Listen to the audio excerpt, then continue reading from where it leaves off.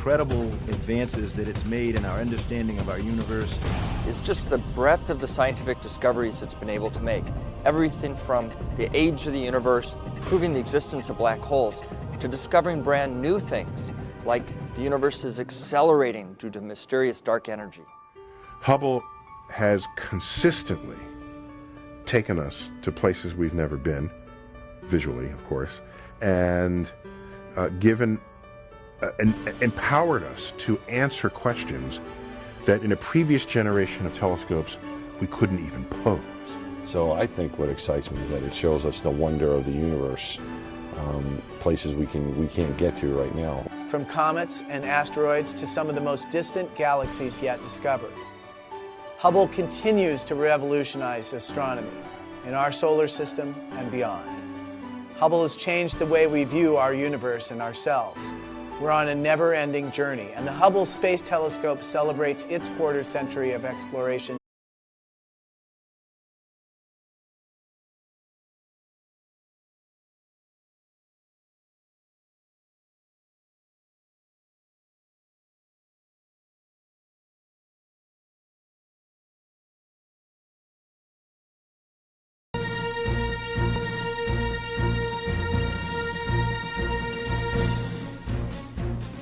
"20 years after launching on a space shuttle and opening its instruments to the farthest reaches of space, NASA's Hubble Space Telescope has become synonymous with exploration, discovery, and even a bit of luck.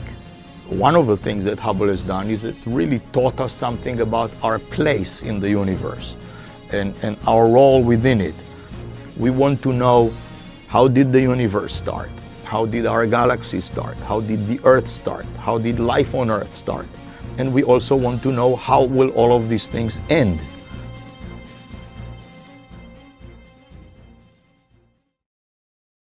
When the telescope arrived, there was a lot of anticipation because there was so much extraordinary effort required at KSC in order to assure that the telescope was going to be able to maintain in the kind of environment that it had to be, and that meant a cleanliness standard that was extremely pristine, far beyond anything that we had ever launched before. With years of design and construction behind it, the Hubble was sealed inside Discovery for liftoff.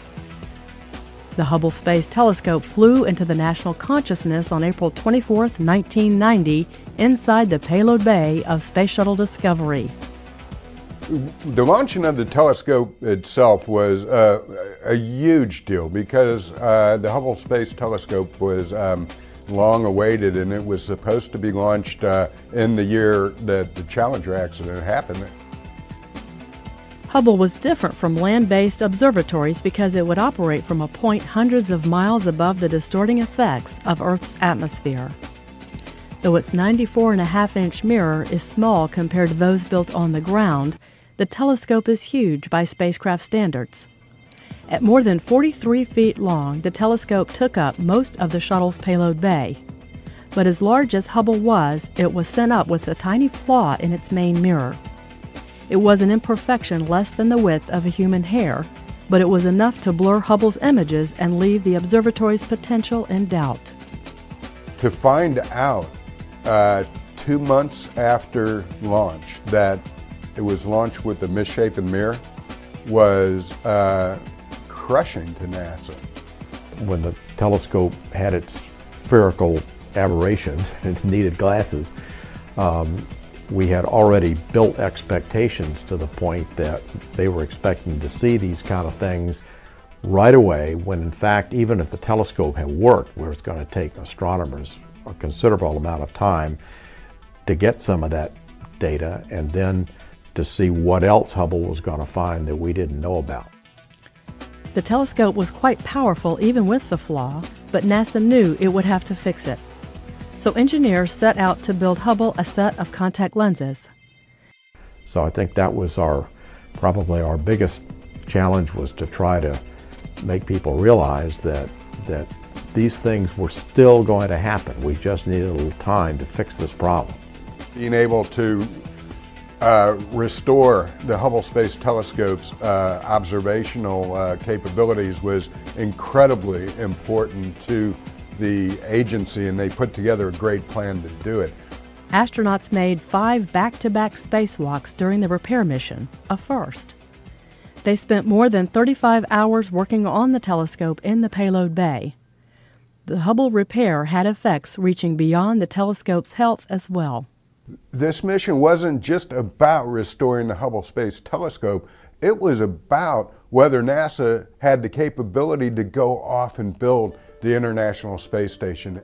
The problem was fixed to the extent that it never occurs to anybody to even think about it anymore, because the results are just so dramatic from the Hubble.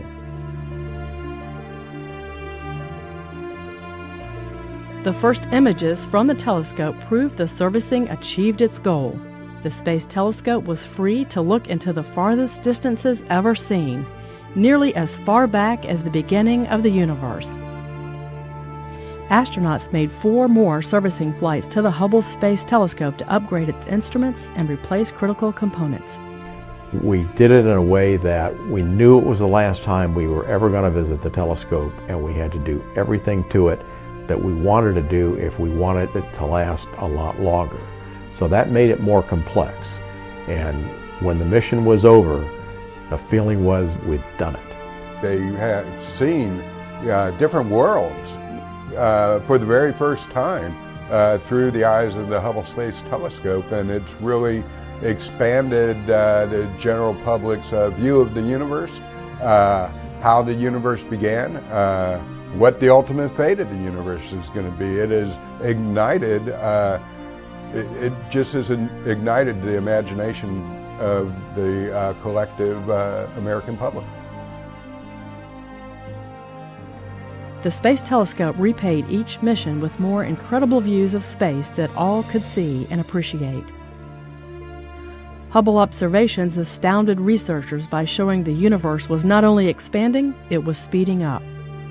Imagine your amazement if, when I throw these keys up, you would suddenly see these keys accelerating towards the ceiling.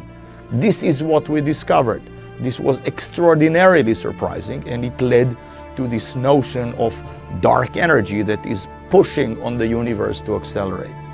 Once we began to get things back from Hubble, the scientists were beginning to see physical processes going on that they didn't really understand and hadn't been able to see before. 20 years after opening a new eye on the universe, Hubble continues to dazzle by reaching farther back in time and space.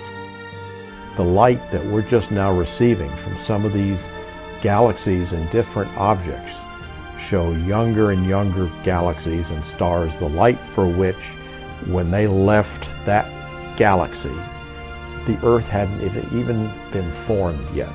That's how far back in time Hubble is seeing.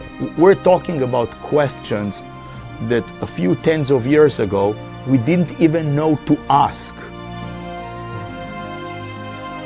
The whole thing is a very storied program from the very first launch until the last servicing mission. There are more questions for astronomers to answer, and Hubble will remain in orbit to answer them for years to come.